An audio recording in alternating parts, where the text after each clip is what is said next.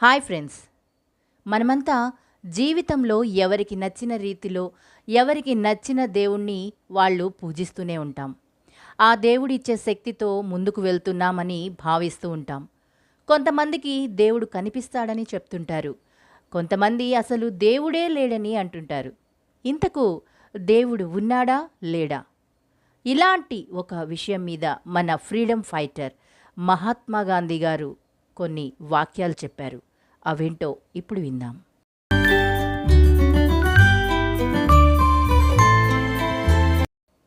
October 1931లో Mahatma Gandhi లండన్ని సందర్శించారు.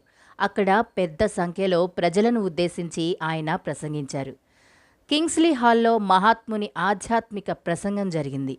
అందులో ఆయన దేవుడు అని మనం పిలుచుకునే ఒక అనిర్వచనీయమైన రహస్యమైన శక్తి గురించి కొన్ని మాటలు మాట్లాడారు.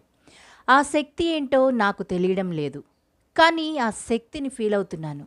వాటికి రుజువులు నేను చూపించలేను, కానీ ఆ శక్తి నాలో ఏదో బలాన్ని నింపుతున్న అనుభూతి చెందుతున్నాను. నిజంగా దేవుడు ఉన్నాడా లేడా అనేది నాకు తెలీదు, కానీ నన్ను ఒక శక్తి ముందుకు తీసుకెళ్తోంది అని మాత్రం చెప్పగలను. నా చుట్టూ ఉన్న ప్రతీదీ మార్పు చెందుతోంది, కానీ మరణంలో మాత్రం ఎలాంటి మార్పు లేదు. పుట్టుక నుంచి చావు వరకు మధ్యలో జరిగే ప్రతి విషయాన్ని గమనిస్తున్నా. ప్రతి సృష్టి పునః సృష్టి చేసే సజీవ శక్తి ఉందని గ్రహిస్తున్నా. పుట్టుక చావుకు మధ్యలో జీవితం ఉంటుంది. అసత్యం మధ్యలో సత్యం ఉంటుంది. చీకటి మధ్యలో కాంతి కూడా ఉంటుంది. వీటిని నేను చూడగలుగుతున్నా. అందుకే భగవంతుడు అంటే జీవం, సత్యం, వెలుగు అని అర్థం చేసుకున్నా. దేవుడు అంటే ఎవరో కాదు, ఎక్కడో ఉండడు, మన మనసు, మన ఆత్మ. అవే మనని ముందుకు నడిపించే శక్తి. మన ఇంద్రియాలను నిగ్రహించుకునే లక్షణమే శక్తి. అదే మన భాషలో దేవుడు అంటూ దేవుడి గురించి చాలా చక్కగా అందరికీ అర్థమయ్యే రీతిలో చెప్పారు మహాత్మా గాంధీ.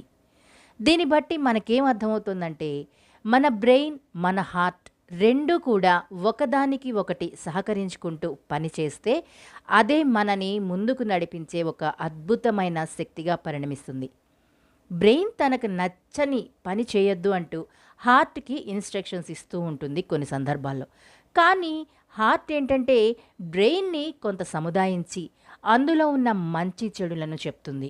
ఉదాహరణకు, ఒక పిల్లాడు స్కూల్ నుంచి వాళ్ళ అమ్మతో కలిసి వస్తూ మధ్యలో మిర్చి బండిని చూసి అక్కడ ఆపి వాటిని తింటాను, నాకు కొనిపెట్టమని మారం చేస్తూ ఉంటాడు.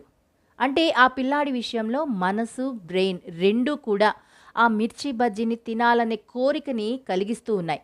కానీ వాళ్ళ అమ్మ మాత్రం, ఇప్పుడు మిర్చి బజ్జీ తింటే రాత్రికి నువ్వు భోజనం చేయలేవు కన్నా, తిన్నదరక్క తర్వాత నీకే నొప్పి వస్తుంది, ఆలోచించు అని చెప్పింది. అప్పుడు ఆ పిల్లాడు కాసేపు కోపంగా ఉన్నా కూడా తమాయించుకొని, సరే అమ్మ, ఆదివారం సాయంత్రం మనం కొంచెం ఎర్లీగా వెళ్ళి బజ్జీలు తిన్నాం, అప్పుడు నైట్కి భోజనం కూడా చేయొచ్చు కదా, ఇబ్బంది ఏమి ఉండదు కదా అని హుషారుగా చెప్పాడు. ఇక ఆ పిల్లాడి ఆలోచనతో వెలిగిపోతున్న తన కొడుకు ముఖాన్ని చూసి ఆ తల్లి ఎంతో సంతోషించిందన్నమాట.